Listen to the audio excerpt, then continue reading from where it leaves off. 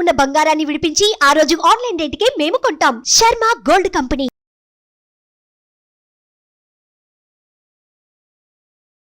నమస్తే, welcome to Suman TV. నేను మీ యామ్ని. ప్రస్తుతం మనతో ఉన్నారు ప్రముఖ జ్యోతిష వాస్తు పండితులు గజానంద్ స్వామి గారు ఉన్నారు. గురుగారితో మాట్లాడి మనకున్న సందేహాలు అనేది అడిగి తెలుసుకుందాం. నమస్కారం గురుగారు. నమస్తే అమ్మ.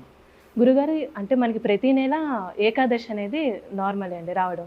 అయితే ఇప్పుడు మనకి ఈ నెల మనకి మోహిని ఏకాదశి రాబోతుంది కాబట్టి ఆ ఏకాదశికి సంబంధించిన విశిష్టత మాకు తెలియచేయండి. సహజంగా అయితే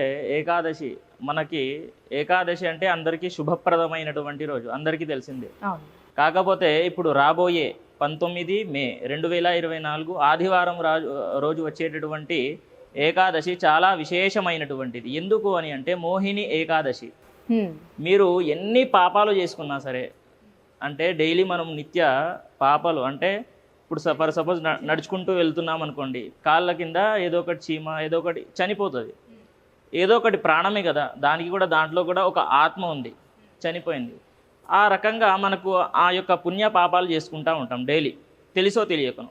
అటువంటి పాపాల నుండి మనం బయటపడాలి అని అంటే ఈ యొక్క మోహిని ఏకాదశి అనేటటువంటిది చాలా విశేషమైనటువంటిది. కాబట్టి ఈ యొక్క రోజున ప్రతి ఒక్కరు కూడా విష్ణు భగవంతుణ్ణి ఆరాధించాలి. అంటే చిన్న కథ కూడా ఉంది కదండి విష్ణుమూర్తికి సంబంధించి. కథ చాలా మంచి కథ ఉంది. ఆ కథను వినాలి ఆ రోజున. విని ఇంకా మంత్రం అనేటటువంటిది ఉంది, విష్ణు సహస్రనామాలు చదువుకోవాలి ఆ రోజున. చాలా విశేషంగా ఫలితాలు ఉంటాయి. మరియు ఉద్యోగం రాని వాళ్ళు మరియు ఇంకా పాప పుణ్యాలన్నీ కూడా తొలగిపోతాయన్నమాట. చాలా విశేషంగా ఫలితం ఉంటుంది. మోహిని ఏకాదశి అనేటటువంటిది చాలా విశేషమైనది కాబట్టి ఈ యొక్క రోజున అందరూ కూడా ఉపయోగించుకోవాలి. ఓం నమో నారాయణాయ నమః అనేటటువంటి ఈ మంత్రాన్ని 108 సార్లు చదువుకోండి.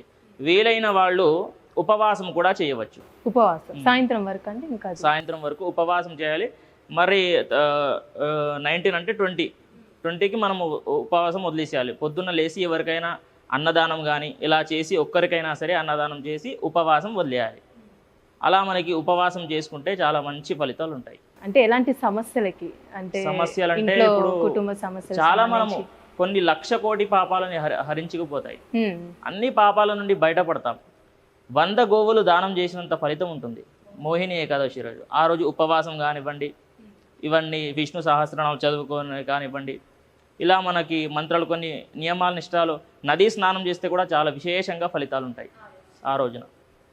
కాబట్టి ఈ యొక్క ఏకాదశి చాలా ప్రీతికరమైనటువంటి రోజు, చాలా మంచి రోజు.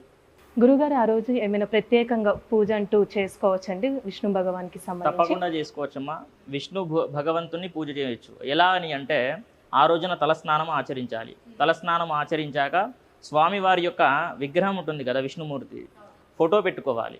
ఫోటో పెట్టుకొని అభిషేకము, పాలు, పెరుగు, తేనె, నెయ్యి, చక్కెర ఇవన్నీ కూడా పంచామృతాలు ఏర్పాటు చేసుకొని అభిషేకము చేసిన తర్వాత స్వామివారి యొక్క విశేషంగా అలంకరణ చేయాలి. పసుపు, కుంకుమ, గంధము, పువ్వులు, అష్టోత్తరం చేయాలి. విష్ణు భగవంతుని యొక్క అష్టోత్తరం చేసిన తర్వాత స్వామివారికి ధూప దీప నైవేద్యాలన్నీ కూడా ఒక కొబ్బరికాయ కొట్టి హారతి, పచ్చకర్పూరం ఉంటుంది చూడండి, దాంతోనే హారతి ఇవ్వాలి.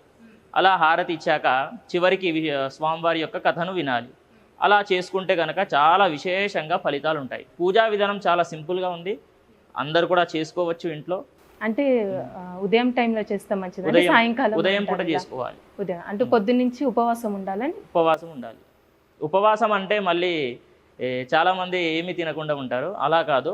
భగవంతుని దగ్గర పాలు తీసుకోవచ్చు, ఫ్రూట్స్ తీసుకోవచ్చు, ఇలా ఇవన్నీ కూడా తీసుకొని స్వామివారి దగ్గర ఉపవాసం చేయాలి. కానీ ఏమీ తినకుండా అలానే ఉండిపోతే మాత్రం అది కరెక్ట్ కాదు. అన్నీ తినుకుంటూ చేసుకుంటే కనుక చాలా మంచి ఫలితాలు ఉంటాయి. ఎందుకు అని అంటే చాలామంది ఏం తినకుండా అలానే ఉపవాసం ఉండి, నీళ్లు కూడా తాగకుండా అలానే ఉండి ఏదేదో చేస్తారు, కానీ అది కరెక్ట్ కాదు. ఏదైనా సరే చేసేది ఉంటే ఫ్రూట్స్ తినాలి, పాలు త్రాగండి. తాగి ఇవన్నీ కూడా చేసి భగవంతుని దగ్గర మనస్సు పెట్టి చేయాలి. మనస్సు పెట్టి చేస్తే ఏదైనా సరే విశేషంగా ఫలితం ఉంటుంది. చాలా మంచి ఫలితాలు ఉంటాయి. ఒక్కసారి ట్రై అయితే చేయండి, చేసి చూడండి, మీకే అర్థమవుతుంది. చాలా చక్కగా తెలియజేశారండి, మాకు ధన్యవాదాలండి. సుమన్ టీవీలో మీ పర్సనల్ అండ్ బిజినెస్ ప్రమోషన్స్ కోసం కింది నెంబర్కి కాంటాక్ట్ చేయండి.